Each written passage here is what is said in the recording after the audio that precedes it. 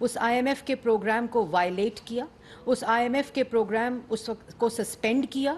اور suspended IMF programme ہم نے انہیرٹ کیا، جس کو ہم نے ریسیوم کیا اور ان کے ساتھ نیگوسیشن سٹارٹ کی، اور جتنی ان کی کنڈیشنز تھیں اس مشکل معاشی صورتحال میں بھی صرف معیشت کو استحکام دینے کے لیے ہم نے ان کے ساتھ نیگوسیشنز کی۔ اور معیشت جو ہے وہ کوئی سوئچ آف اور سوئچ آن بٹن نہیں ہے، معیشت کا بہت گہرا تعلق جو ہے وہ سیاسی استحکام کے ساتھ جڑا ہے۔ اور جس وقت ان نالائقوں اور نااہلوں نے جنہوں نے اس معیشت کی بنیادوں کے اندر بارودی سرنگیں بچھائیں، ان کی جو انہیرٹ کی ہوئی معیشت تھی اس کو استحکام دینے کے لیے جو پورا وزیر اعظم نے پروگرام شروع کیا، اور جب جب وہ پروگرام میں بہتری آتی دکھائی دی، جب جب اس کے انڈیکیٹرز بہتر ہونے دکھائی دیے، اسی وقت اس کے اوپر حملہ آور وہ لوگ ہوئے جو پچھلے 4 سال ملک کی معیشت پر حملہ کرتے رہے اپنے اقتدار میں۔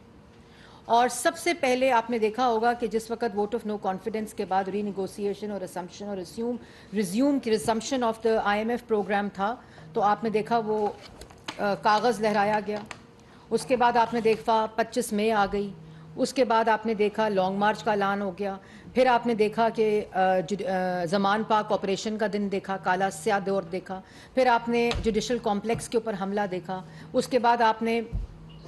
9 مئی کا سیاہ دن دیکھا، بلیک ڈے دیکھا، اور جس کے اوپر تفصیلی اس کے جو جتنی وجوہات ہیں ان کے اوپر بات ہو چکی ہے۔ لیکن یہ سب اس لیے ہو رہا تھا کہ کہیں اس ملک کی معیشت ٹھیک نہ ہو جائے، کہیں اس ملک کی عوام کو ریلیف نہ مل جائے۔ اور پھر آپ نے دیکھا کہ جب IMF پروگرام قریب جاتا تھا تو وہ شوکت ترین صاحب کا خط، خیبر پختونخوا کے وزیر خزانہ کا خط، وہ سب ریکارڈ کا حصہ ہے، وہ آڈیوز کے اس کے ساتھ کھیلنا ہے، پولیٹیکل انسٹیبلٹی کی آڈیوز آپ کے سامنے ہیں، اٹیکس 9 مئی کی آڈیوز آپ کے سامنے ہیں۔ تو بات بتانے کا مقصد صرف یہ ہے کہ 1 سال میں ایک اتحادی حکومت وزیر اعظم شہباز شریف صاحب کی قیادت کے اندر پاکستان کی عوام کو ریلیف دینے کے بیج بو رہی تھی، اور جس کی نتائج الحمدللہ اللہ تعالیٰ کے فضل و کرم سے ہم نے دیکھنے شروع کر دیے ہیں۔